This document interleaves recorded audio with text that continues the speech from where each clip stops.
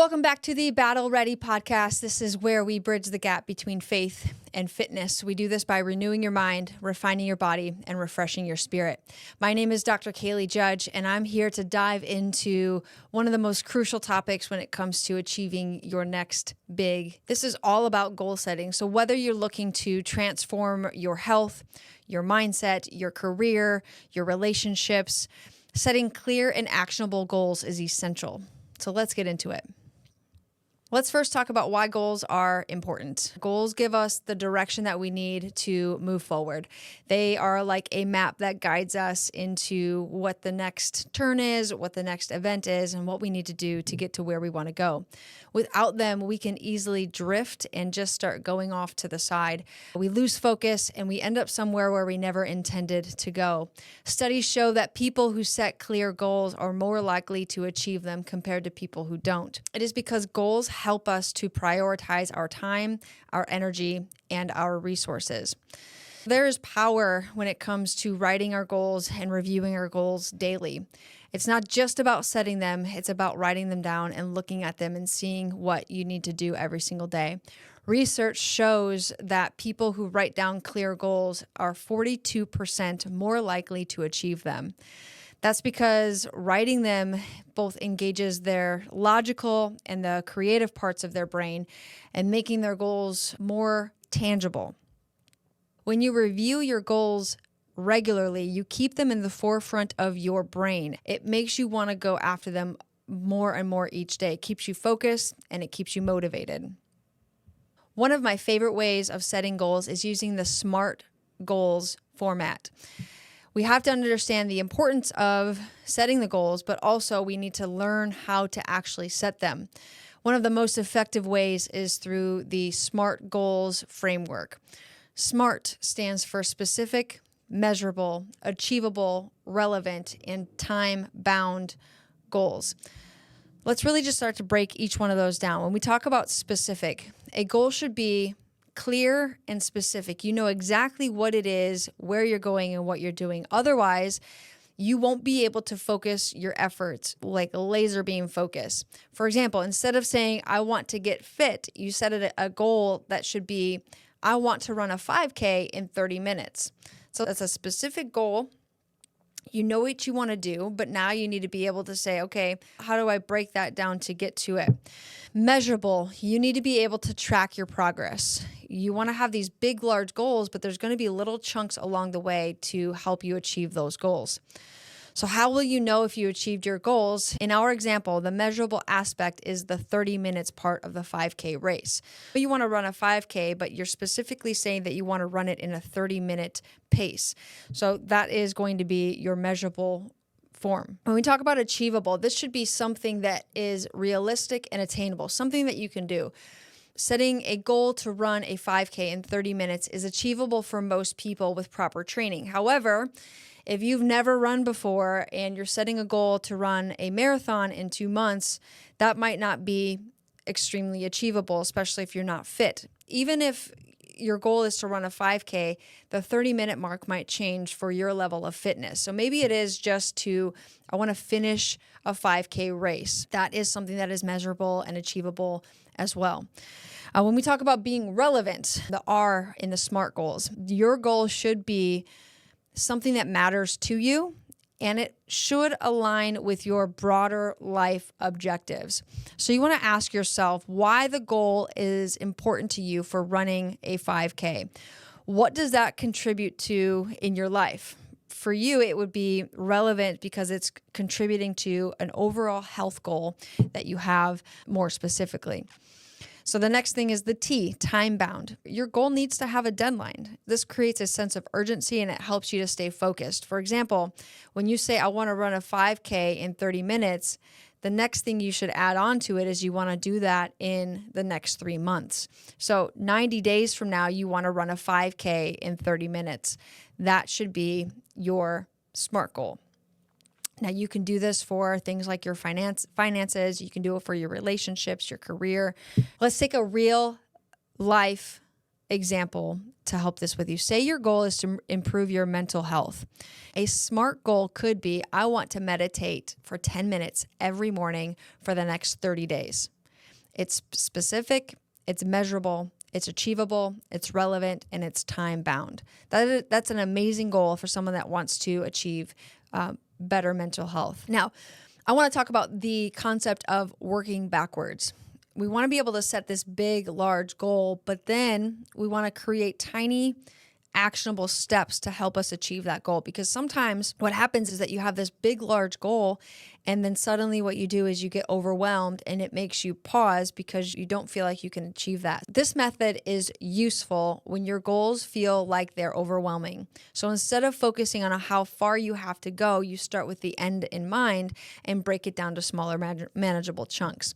So let's take a big, large goal. If you want to write a book, instead of thinking of it as, I want to write a book and I'm never going to be able to do that because it's going to take so much time and you have all these doubts in your mind. Instead of that, you want to say, let's look at this backwards. What do I have to do in order to achieve this goal? How long do you want the book to be? Let's say you want this book to be 50,000 words. If you want to complete it in a year, that's about 1,000 words a week. You break it down even further, that's roughly 143 words per day. When you do this, suddenly this big long chunk of a 50,000 word book becomes achievable, it becomes measurable, it becomes relevant, because now you're only writing 143 words per day. It's not that big of a deal.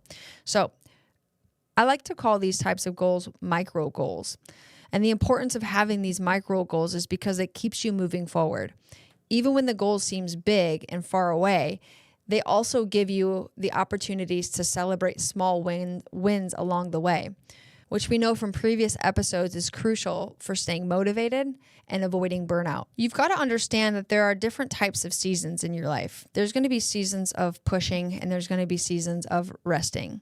And I think sometimes we go into our worlds, into society, and we just constantly stay in a push mode that we're achieving. And if you do that long enough for a long enough period of a time, what's going to happen is you're going to end up burning out. Another critical aspect of goal setting is knowing when to push hard and knowing when to pull back. I really like to think of these seasons as a push season and a recovery season. In a push season, you are going all out, you're focused, you're working late, you're sacrificing leisure time, you're really driving towards your goal. But you can't sustain that pace for a long period of time. And that's really when you need to have a recovery season. And so maybe it's 30 days of a push season where you're just going to go all out and get things going, write the book, make the content, run the miles, do the thing. Maybe it's 30 days, maybe it's 60 days, maybe it's 90 days. And within those metrics, even if it is a 90-day push season, you can have a 1 or 2 day rest and recovery within those 30, 60, 90 days push seasons. A push season might be when you're preparing for a big event or a deadline, like launching a product or training for an event or a race. You're all in. But after that event, you need to have a recovery season and this is going to be a time for rest and recharge and to reflect. Without this balance, you do risk burnout, which can totally derail your progress entirely. Here's some signs that you might need a recovery season. Maybe you've been pushing a lot more than you should have been pushing, and it's time for you to step back and really get a recovery phase in there. Listen to your body and your mind. If you're feeling exhausted, unmotivated, or even resentful towards your goals, it might be a time to pull back. Remember, rest is productive too. I think that's a negative connotation that we have towards that, is that we don't think that rest is something productive. We're almost put shame towards it, but it's during these recovery seasons that you can really gain clarity and creativity and renew your energy for the next push. The next thing I want to talk about is the power of visualization and creating a vision board. Visualization is a powerful tool that involves imagining yourself achieving your goals. When you visualize your success, you train your brain to recognize and seize those opportunities that will help you achieve your goals. When it comes to visualizing, I want you to be able to see what's going on and experience and feel those feelings. I love to create a vision board, and vision boards really, it takes the visualization process and gives you pictures that are tangible to look at.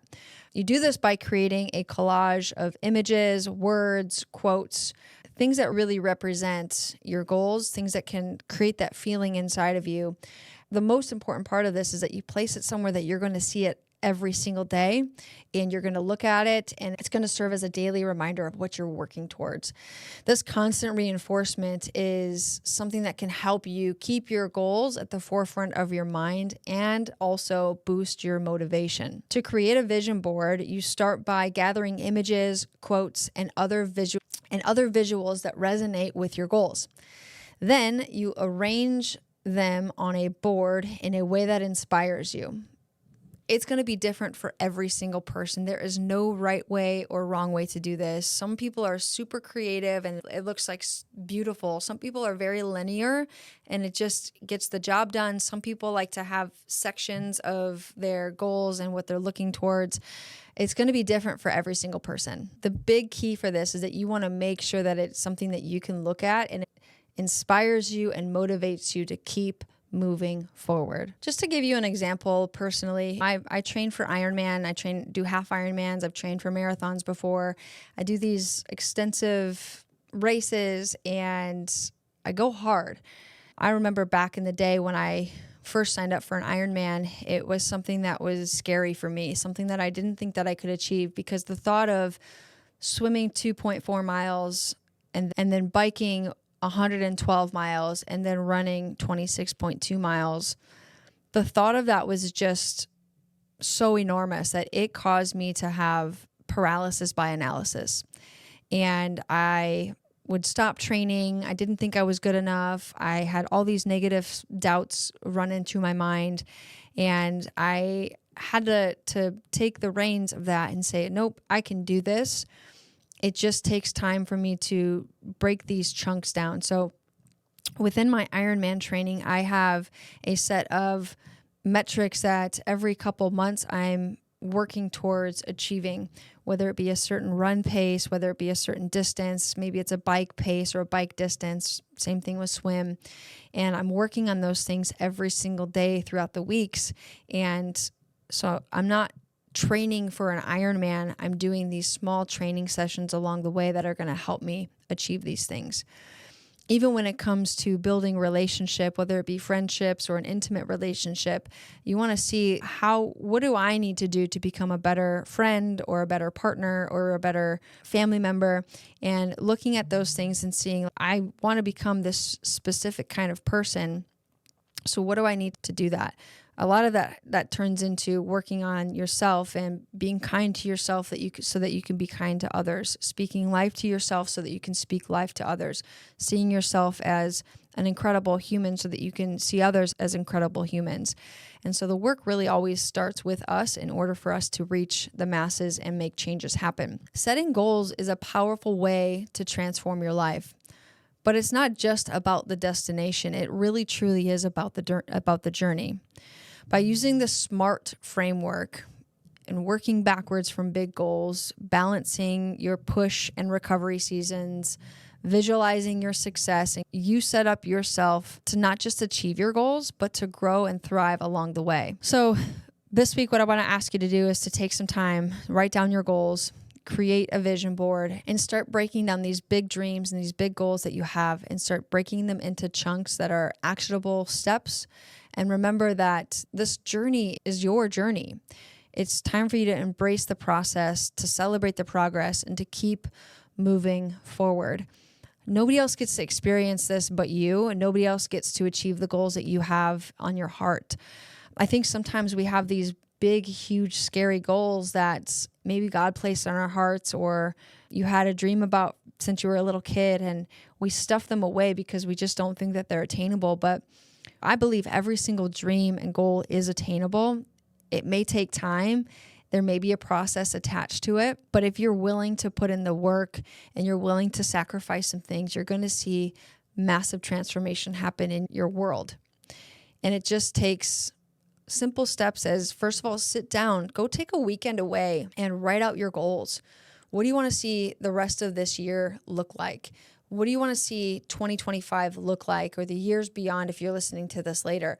What do you want to see your years look like when it comes to your goals? If you don't want to be the same person that you are right now in the future, what's it going to take to become different? What's it going to take to put in the work?